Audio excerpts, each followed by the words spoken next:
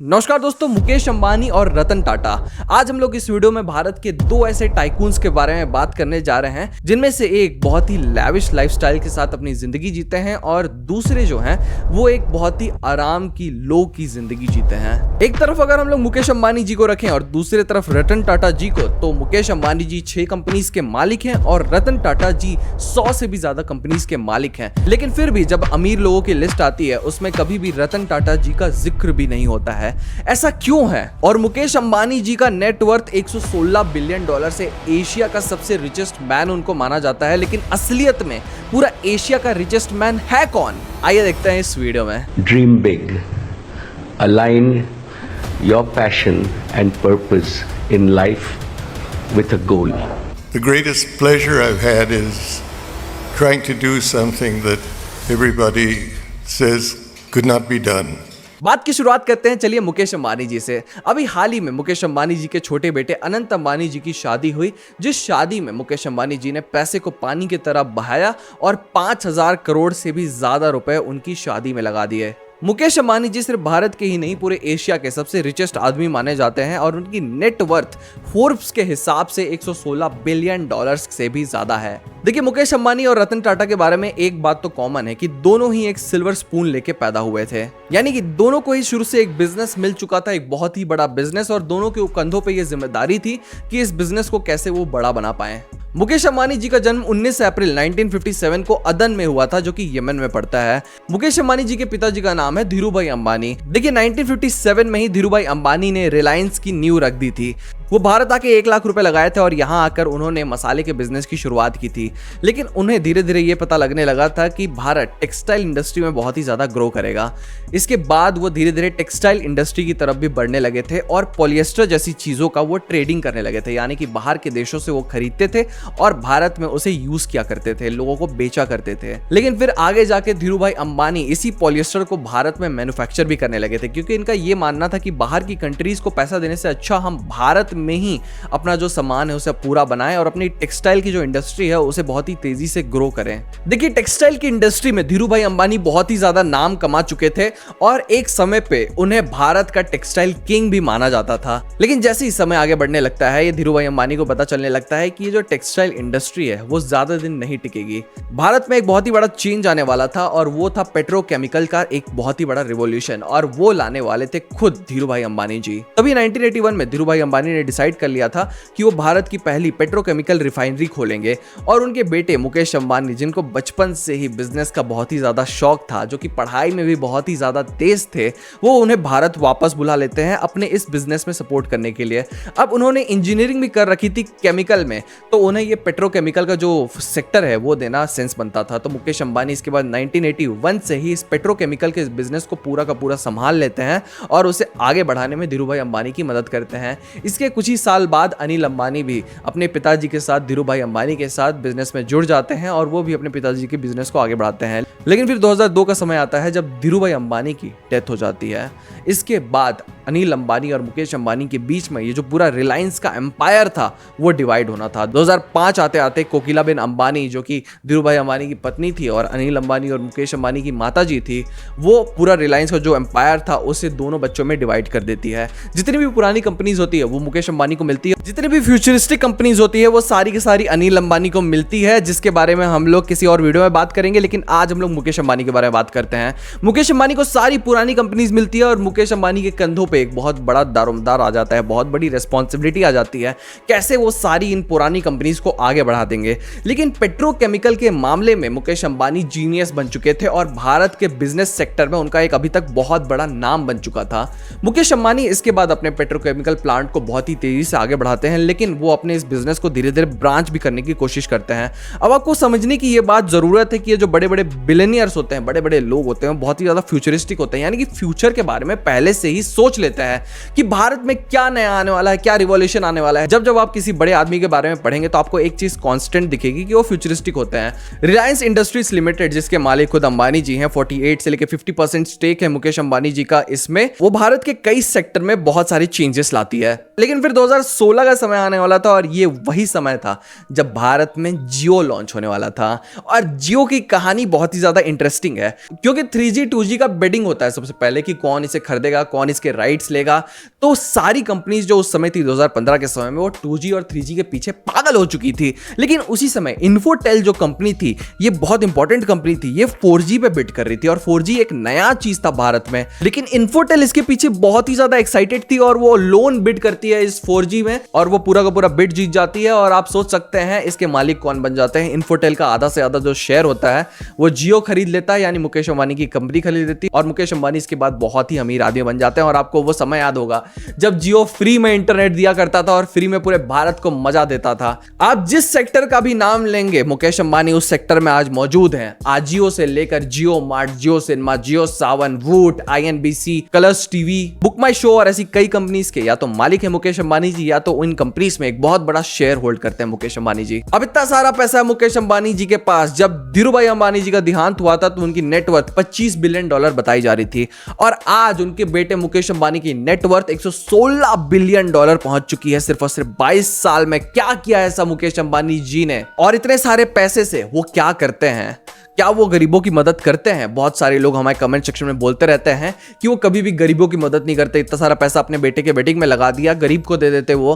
मैं आपको बताना चाहूंगा 2010 में ही रिलायंस फाउंडेशन की शुरुआत की गई थी और 2010 से लेकर 2020 तक की अगर हम लोग बात करें तो $1 बिलियन से भी ज्यादा पैसा मुकेश अंबानी खुद इस फाउंडेशन में दे चुके हैं।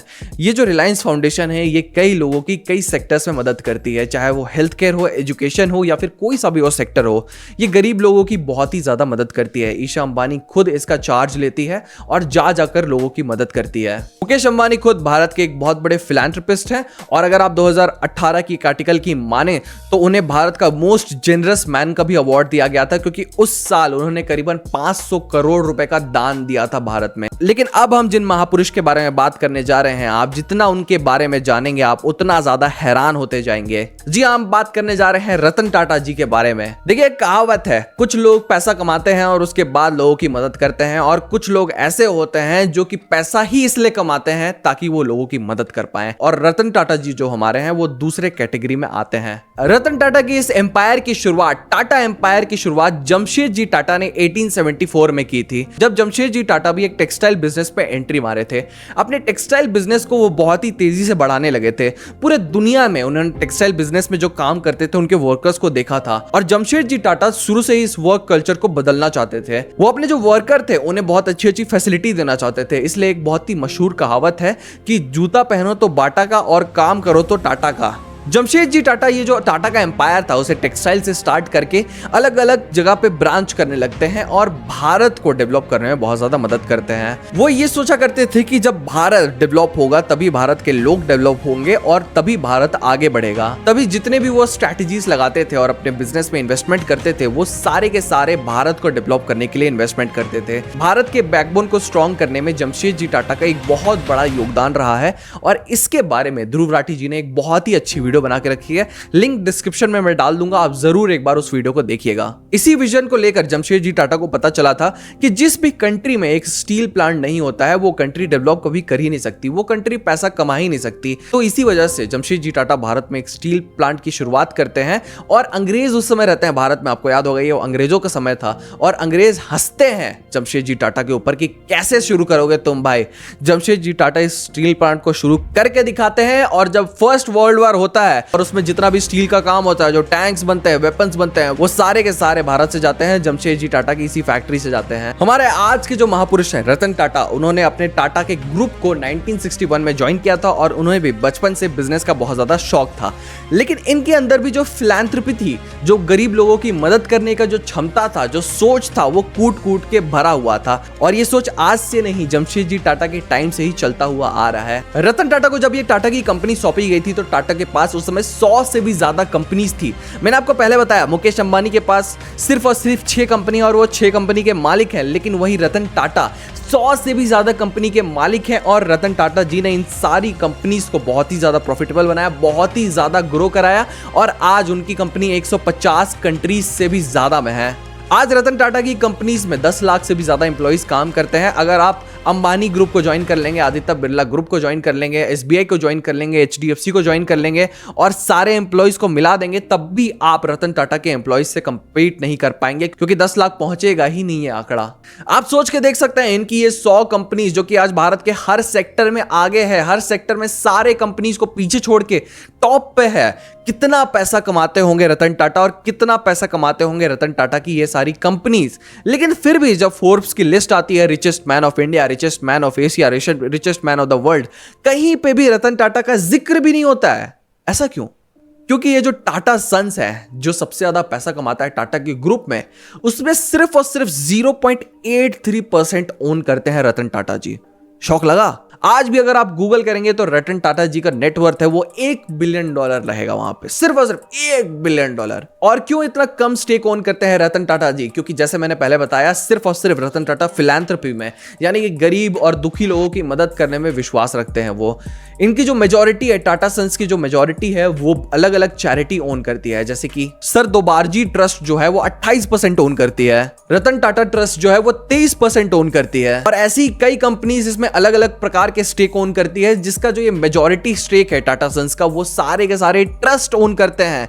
यानी कि अपना कमाया हुआ बहुत सारा पैसा ये लोगों की भलाई में लगा देते हैं। वेल्थ के मामले में भले ही कोई मुकाबला कर सकता है रतन टाटा जी से, लेकिन फिलैंथ्रोपी के मामले में पूरे दुनिया में, आज तो मैं मुकेश अंबानी से कंपेयर कर रहा हूं उनको, पूरे दुनिया का कोई भी बिलियनियर रतन टाटा से कंपीट कर ही नहीं सकता। क्योंकि इस रेस में रतन टाटा जी शायद आज अकेले ही दौड़ रहे हैं। क्योंकि एक तरफ आप देखेंगे सारे बिलियनियर्स पैसे कमाने की रेस में दौड़ रहे हैं, वहीं दूसरी तरफ रतन टाटा लोगों की मदद करने वाले रेस में दौड़ रहे हैं। रतन टाटा और टाटा ग्रुप्स के जितने भी ये सारे ट्रस्ट्स हैं, वो अलग अलग लोगों की अलग अलग सेक्टर्स में बहुत ज्यादा मदद करते हैं। ऐसे ही कई सेक्टर्स में आज टाटा ग्रुप और रतन टाटा जी अपना इन्वेस्टमेंट करते हैं, अपने पैसे को लगाते हैं, और कुछ भी रिटर्न पाने के लिए नहीं लगाते हैं, वो सिर्फ और सिर्फ गरीब लोगों की मदद करने के लिए लगाते हैं। जहां एक तरफ हम देखते हैं मुकेश अंबानी जी को 16,000 करोड़ के बंगले में रहते हैं, उनकी पत्नी के जब बर्थडे आता है तो उन्हें 3 जेट गिफ्ट करते हैं, अपने बेटे की शादी में 5,000 करोड़ से भी ज्यादा पैसा लगा देते हैं। वहीं दूसरी तरफ रतन टाटा एक सिंपल से फ्लैट में रहते हैं, अकेले रहते हैं। जी हाँ, वो शादीशुदा भी नहीं है, वो बहुत ही कम न्यूज मीडिया में आते हैं और न्यूज मीडिया से बहुत ही ज्यादा दूर रहते हैं। आप ये सोच के देखिए, अगर आज हमारे रतन टाटा जी इतने बड़े फिलैंथ्रोपिस्ट नहीं होते तो रतन टाटा से ज्यादा अमीर पूरे दुनिया में कोई भी नहीं होता। लेकिन रतन टाटा जी ने कभी अमीर बनने का सपना देखा ही नहीं, उन्होंने सपना देखा लोगों की मदद करने का, और वो ठीक वही कर रहे हैं। आज के दिन में भगवान बहुत कम लोग देख सकते हैं, लेकिन भगवान वही बन सकता है जो गरीब लोगों का दुख दूर कर पाए, और रतन टाटा जी ऐसा कर रहे हैं कई सालों से। तो फैक्चुअली देखें तो मुकेश अंबानी और रतन टाटा जी को आप इस फील्ड में, फिलैंथ्रोपी के फील्ड में कभी कंपेयर कर ही नहीं सकते।